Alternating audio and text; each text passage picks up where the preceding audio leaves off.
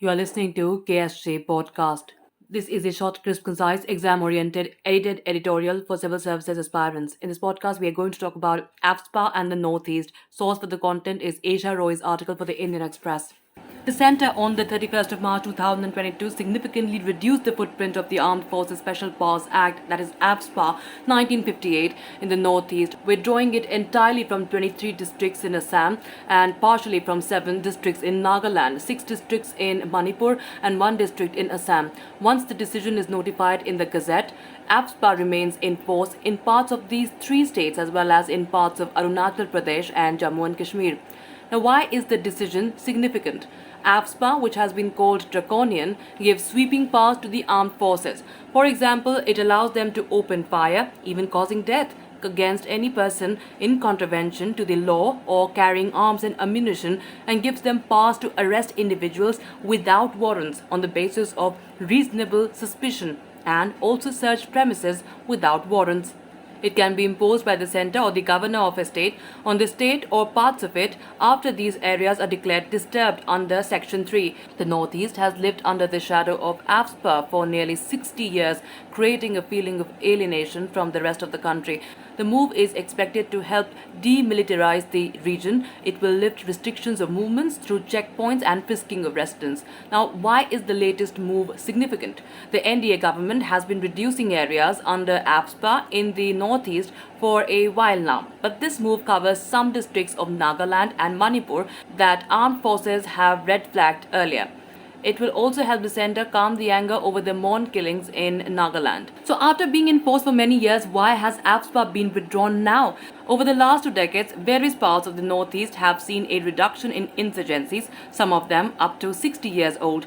A number of major groups were already in talks with the Indian government, and these talks received traction during the current regime. In Nagaland, all major groups, the NSCN-IM and Naga National Political Groups, that is NNPGs, are at advanced stages of concluding agreements with the government.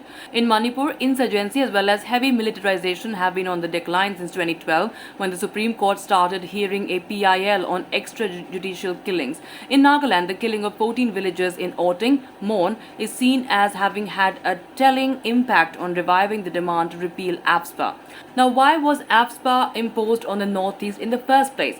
When the Naga nationalist movement kicked off in the 1950s with the setting up of the Naga National Council, the predecessor of the NCN, Assam police forces allegedly used force to quell the movement.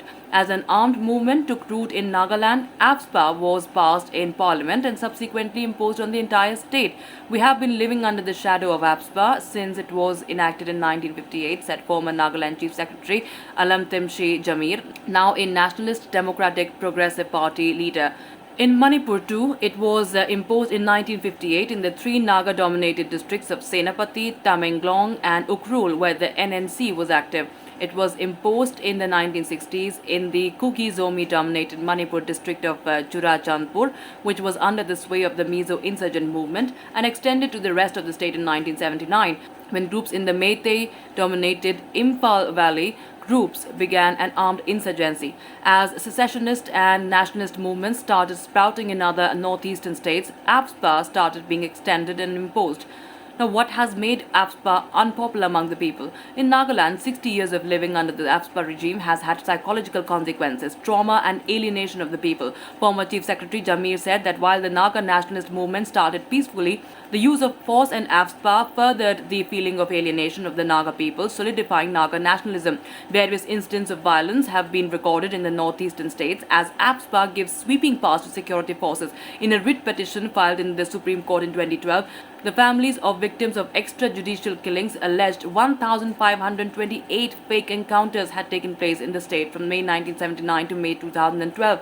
The Supreme Court set up a commission to scrutinize 6 of these cases, and the commission found all 6 to be fake encounters. Now, what positions have state governments taken on the law? While the Act gives powers to the central government to unilaterally take the decision to impose AFSPA, this is usually done informally in consonance with the state government. The centre takes its decision after having received a recommendation from the state government. There have been instances where the centre has overruled the state, such as the imposition of AFSPA in Tripura in 1972. The fight to repeal AFSPA has largely been driven by civil society groups. Until the voting firing, no state government had openly demanded the repeal of AFSPA from their states. After voting, the Nagaland Assembly passed a resolution for the first time for repeal of AFSPA. Three chief ministers, Nephew Rio of Nagaland, N. Biren of Manipur, and Conrad Sangma of Meghalaya have demanded its repeal. That's it for this podcast. Thank you so much for listening. To join KSG India courses and to crack the ICE exam, visit ksgindia.com. You can also get a PDF of this podcast from ksgindia.com. Thanks for listening.